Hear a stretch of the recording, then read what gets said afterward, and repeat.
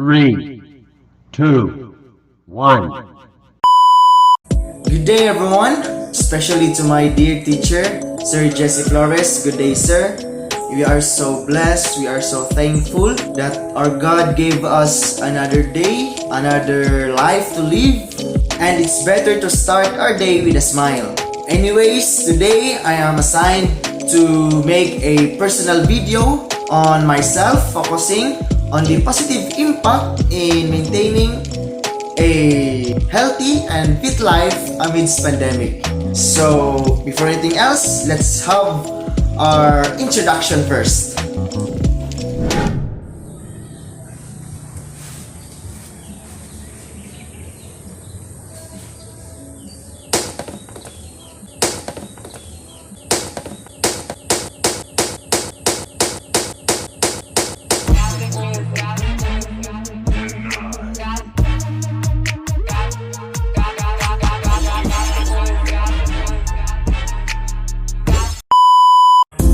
So what's up guys? Before anything else, let me first introduce myself. I'm Nathaniel A. Dancalan from the Bachelor of Science in Nursing 2 Block B, and I'm a simple, Nice. lovable, and kind-hearted man.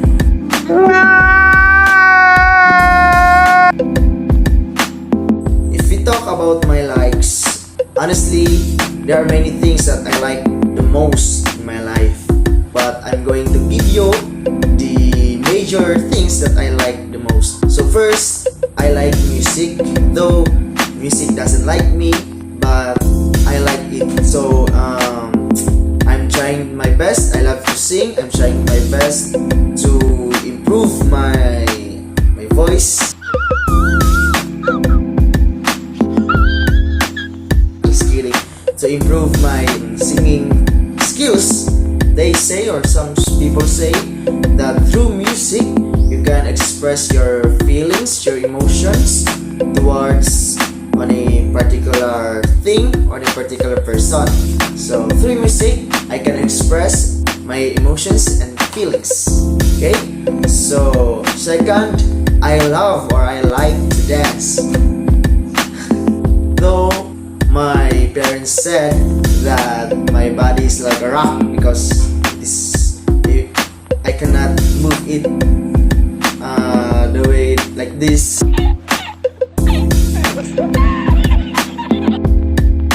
Okay, so now we will go to my hobbies. Honestly, as a youth, as a young man, I love playing sports, especially basketball. I love playing, I love watching basketball.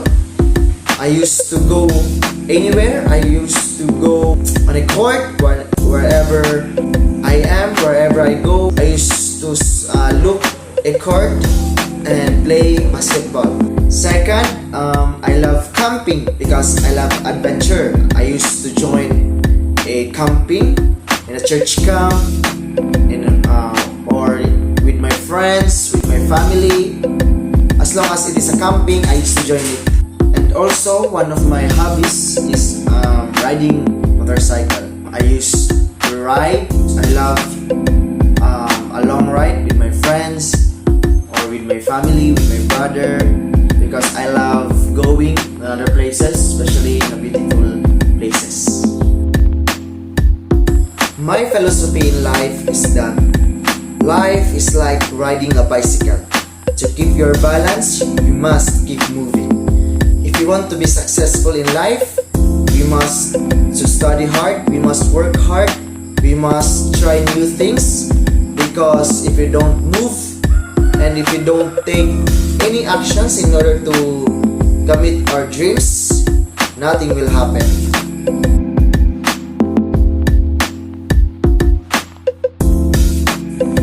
We all know that as the pandemic starts, many things have changed. Many of our everyday routines have been altered in unexpected ways. And many of our fellow people or fellow human beings are still staying at home to avoid being infected by with the virus that causes COVID-19. And thus, I think one of the major problems that every people is facing in these trying times is to how to sustain and maintain a healthy life in the middle of the pandemic. And as I observe in my surroundings, many people do different alternative ways on how to stay their body in shape. But for me, I have my own ways on how I could sustain and maintain my healthy lifestyle while the world is facing in this tremendous dilemma. Okay, so let's get started. I will just put first this camera.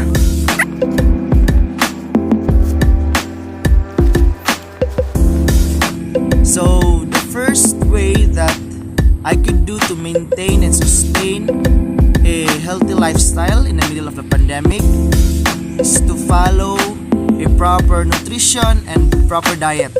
Proper nutrition and proper diet plays a vital role, especially in these trying times. Due to stress caused by the pandemic, emotional eating may occur, and thus it could probably lead to unhealthy eating. For me, it is very important to practice a self-discipline, especially in choosing the food you eat. According to the book that I have read, fruits, fresh or dried herbs, vegetables, or any other leafy greens are loaded with vitamins, fibers, and nutrients. And so, from the time being, I'm doing my best to eat whole, nutritious foods rather than processed snacks and fast foods. So, the second way that I think through this I could maintain and sustain a healthy life, even in the middle of the pandemic, is that engaging physical activities and proper exercise. Engaging physical activities and proper exercise makes our body healthy and active, which both bring positive impacts both our physical and mental health. Even if we cannot go to the gym or attend our fitness classes, we can make alternative ways to exercise. For now, every morning, I used to perform and do different muscle strengthening exercises, such as my push-ups,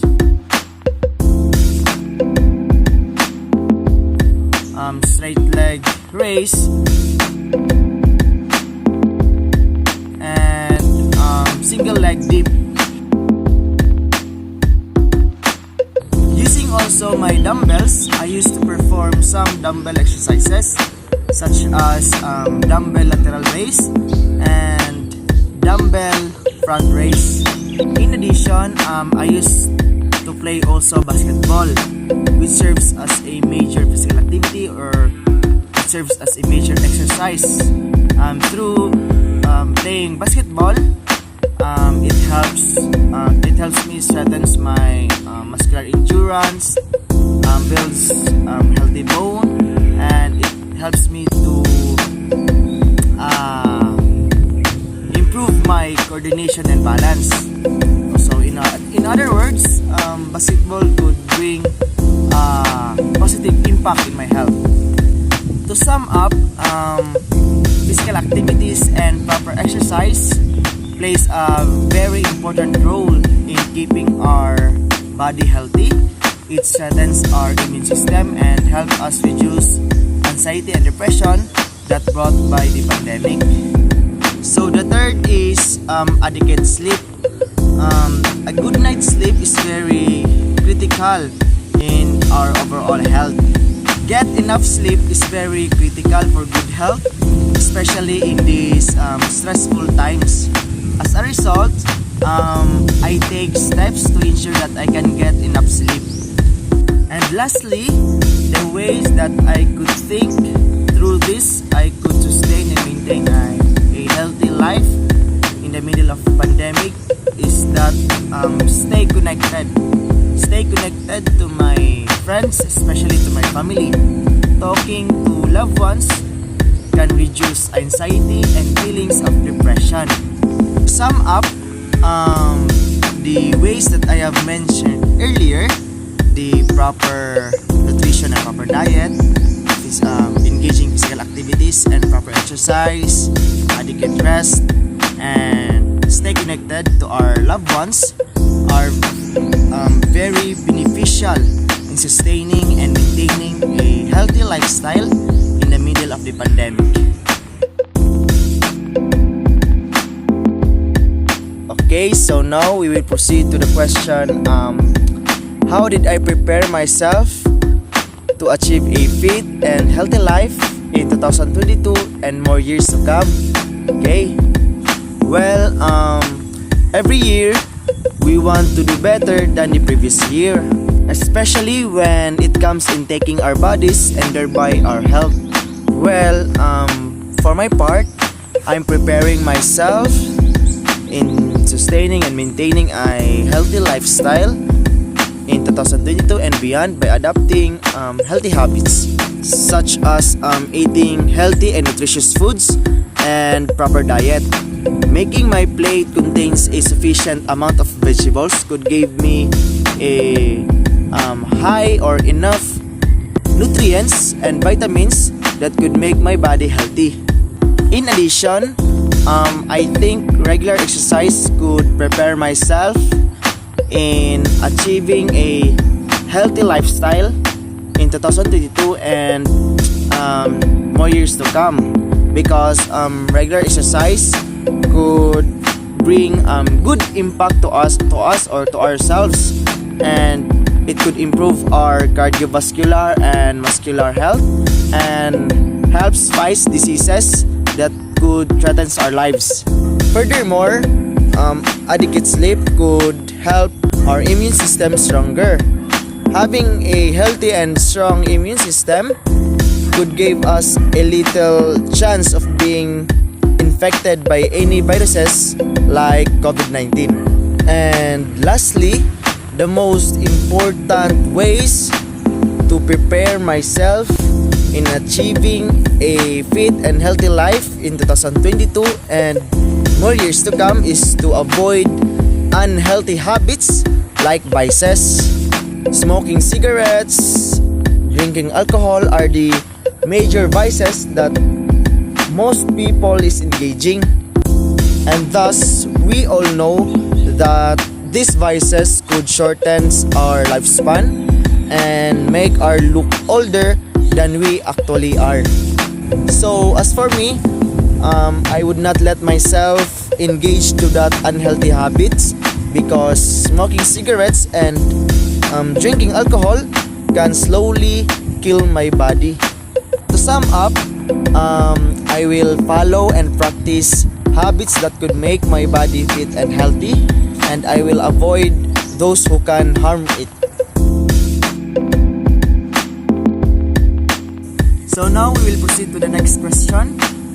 What are my goals, plans, or interventions, especially during illnesses and difficult times? Well, during my illnesses and difficult times, or when I am sick, or when I have a fever, cough, or any other symptoms, I used to drink plenty of water first before taking any drugs.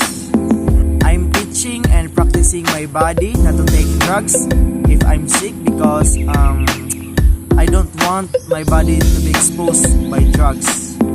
According to the book that I have read, when we have a fever, our body's temperature depletes vital water from our cells. That is why it is important to keep the body fluids flowing. In addition, fever can cause fluid loss and dangerous levels of dehydration. So that's why we need to drink plenty of water to replenish our body. And if my fever hasn't gone after a day, even if I drink plenty of water, that's the time that I take medications. Lastly, my secret why I can survive when I have illness is God. Every time I felt weak, I pray to God, because God is the only one who can cure us from all of our illnesses. No matter what that illness, God can cure that. If you believe in Him, nothing will be impossible. If we look at the Bible, He even restores the sight to those who are blind. He even let the disabled man to walk, and He even bring the dead back to life. That's why whatever comes into our life, whatever problems, trials, or illnesses that comes into our life, just pray to God and believe in Him, because through Him, the impossible things turns into possible.